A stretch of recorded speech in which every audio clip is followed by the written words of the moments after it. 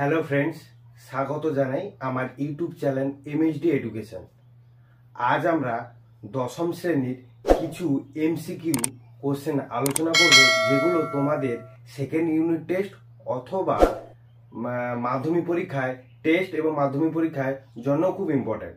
তো তোমরা ভিডিওটি প্রথম থেকে শেষ অবধি দেখো, আশা করি তোমাদের উপকারে লাগবে। তো কথা না বাড়িয়ে চলো শুরু করা যাক। তো বন্ধুরা, যে যে কোশ্চেনগুলো আমি এখানে আলোচনা করব সেই কোশ্চেনগুলো আমি তোমাদের স্ক্রিনে দিয়ে দেবো, তোমরা এই সাইডে দেখতে পাবে।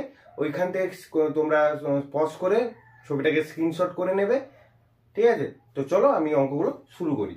তো বন্ধুরা, তোমরা কোশ্চেনটা এখানে দেখতে পাচ্ছ। তো আমি তবু আরেকবার তোমাদের বলে দিচ্ছি। প্রথম যে অঙ্কটি আমরা করব, একটি অংশীদারি ব্যবসায় শ্যামের 60,000 টাকা 8 মাসের জন্য এবং রামের 4 মাসের জন্য খাটে। ব্যবসায় শ্যাম ও রামের লভ্যাংশের অনুপাত কত হবে? তাহলে এখানে অপশন দেওয়া আছে 3.4, 3:4, 2:1, 3:2, 4:3। তাহলে এর মধ্যে কোন অপশনটা ঠিক হবে? তাহলে দেখো, রাম ও শ্যামের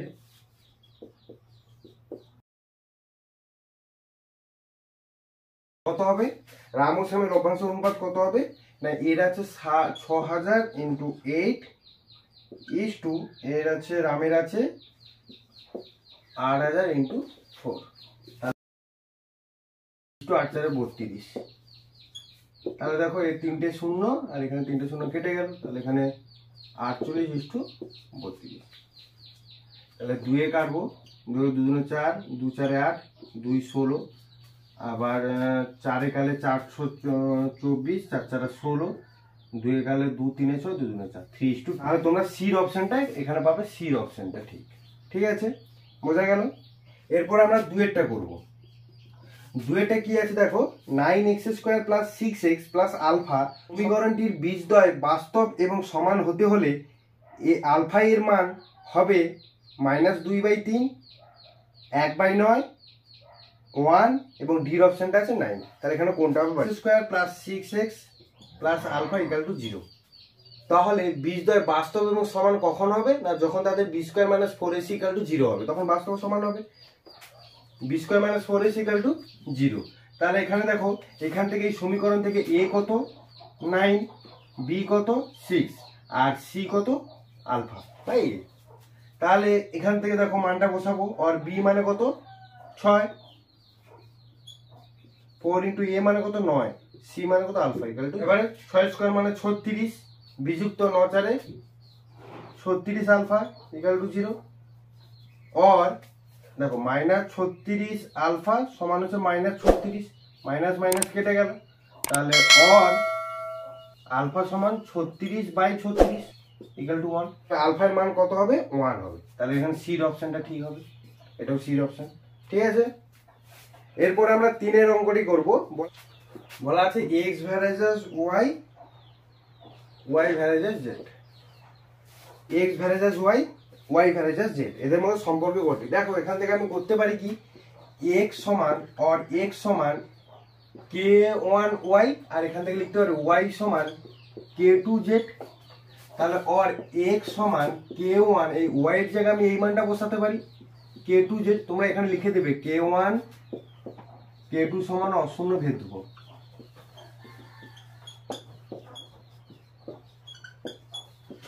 k1 k2 সমান অশূন্য ভেদ ধ্রুবক, এটা লিখতে হবে। তাহলে আর x সমান, দেখো এই k1 k2 মানে তো ধ্রুবক, এটাকে আমি ধরে নিলাম p z। তাহলে এখানে লিখে দেবে p সমান k1 k2 সমান ভেদ ধ্রুবক, এর পাশে লিখে দেবে। তাহলে দেখো, আর x সমান আর constant term varies as z, x varies as z। তাহলে এখানে দেখো কোন উত্তরটা ঠিক আছে। দেখো, এর অপশনটা ঠিক আছে, x ভ্যারাইজাস z বা y ভ্যারাইজাস, এর অপশনটা ঠিক আছে z ভ্যারাইজাস x বা x ভ্যারাইজাস z। তাহলে এটা উত্তর ঠিক হবে, এর অপশনটা, ঠিক আছে, করে নাও। এরপর আমরা 4 অপশনটা করবো, মানে 4 দাগের অঙ্কটি করব। আগে আমরা ছবিটা এঁকে নিচ্ছি। দেখো, এরকম দুটো বৃত্ত আছে যারা পরস্পরকে বহিঃস্পর্শ করছে, ঠিক আছে।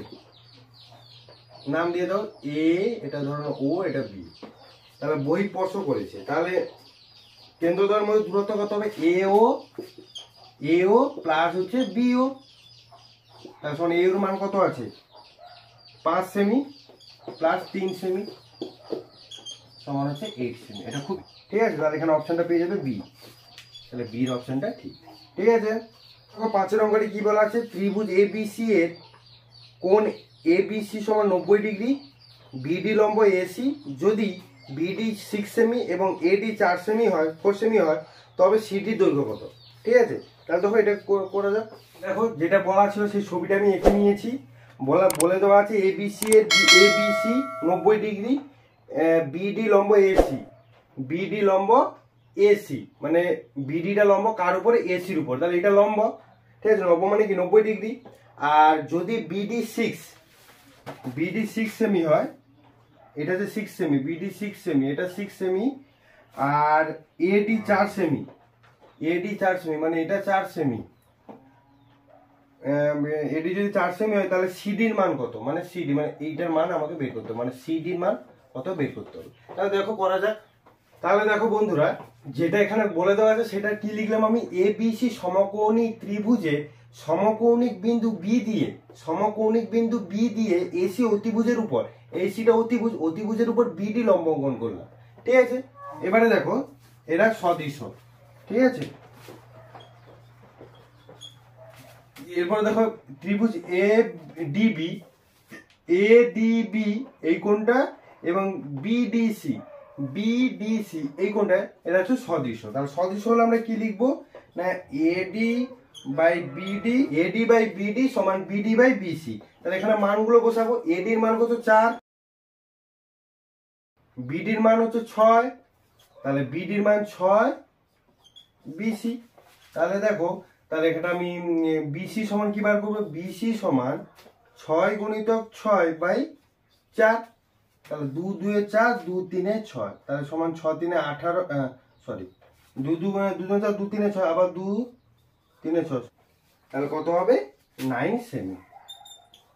বোঝা গেছে। তাহলে এখানে অপশনটা কোনটা, এখানে অপশন হচ্ছে সি অপশনটা ঠিক হবে। বোঝা গেছে। দেখে না, এরপরে আমরা 6 অঙ্কটি করব। দেখো 6টা কি বলেছে, 7 সেমি ব্যাসার্ধ বিশিষ্ট একটি নিরেট অর্ধগোলকে সমগ্র তলের ক্ষেত্রফলের সূত্র কত।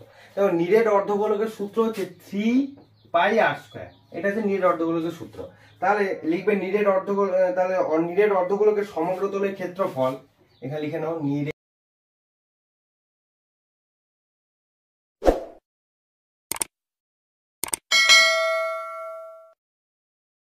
3 পাই আর স্কয়ার বর্গ একক, বর্গ সেমি। তাহলে 3 ইন্টু পাই ইন্টু আর স্কয়ার মানে হচ্ছে 7 এর হোল স্কয়ার। তো 7 7 49 ইন্টু 3 ইন্টু পাই, তাহলে 9 3 7 7 7 2 2 14, 100 পাই বর্গ সেমি। ঠিক আছে। তাহলে 147 পাই বর্গ সেমি। তাহলে এটা কত, সির অপশনটা ঠিক আছে। 7এরটা দেখো কি দেওয়া আছে, একটি লম্ববৃত্তাকার শঙ্কুর অর্ধ শীর্ষকোণ 45 ডিগ্রি হলে তার উচ্চতা এবং তির্যক উচ্চতার অনুপাত কত। তাহলে দেখো এটা আমি শঙ্কু এঁকে নিই।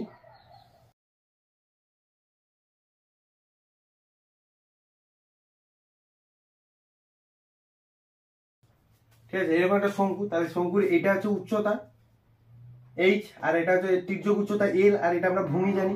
ঠিক আছে।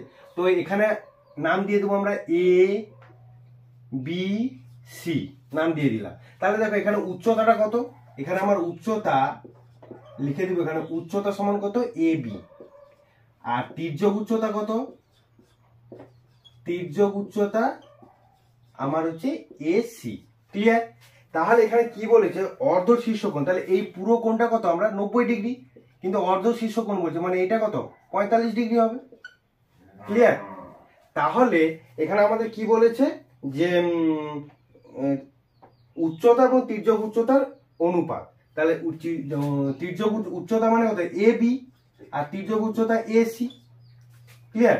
তাহলে দেখো এখানে 45 ডিগ্রি কোণ মনে হচ্ছে এই কোণটা, তাহলে এই কোণের সাপেক্ষে তাহলে এটা কি হবে, এই কোণের সাপেক্ষে এটা হচ্ছে ভূমি হবে, আর নিচেটা এটা হচ্ছে এসি অতিভুজ। সরি,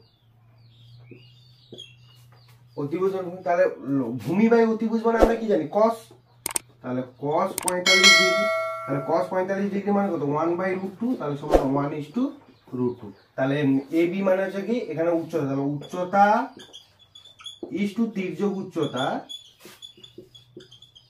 সমান হচ্ছে 1:√2। তাহলে এখানে অপশনটা তোমরা পেয়ে যাবে, এর অপশনটা পেয়ে যাবে। ঠিক আছে, বোঝা গেছে? তাহলে বন্ধুরা এখানে আমরা 7টি অঙ্ক করলাম। ঠিক আছে, তোমরা যেখানে বুঝতে পারবে না আমাকে কমেন্টে জানিও। আশা করি তোমরা এই অঙ্কগুলোর মধ্যে কিছু অঙ্ক কমন পেয়ে যাবে এবং যা তোমাদের পরীক্ষাটা অনেক ভালো হবে। ভিডিওটি শেষ করার আগে তোমাদের কাছে একটা অনুরোধ, তোমরা ভিডিওটিকে লাইক করবে, কমেন্ট করবে, বন্ধুদের সঙ্গে অনেক অনেক শেয়ার করবে যাতে তাদেরও উপকার হয় এবং সাবস্ক্রাইব করবে। নমস্কার।